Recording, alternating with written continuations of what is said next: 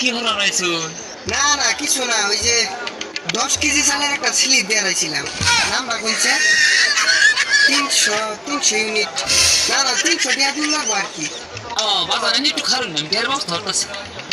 এই গেন্দা কইরা এই গেন্দা বক্স খাওয়া না দিয়া দিয়া দি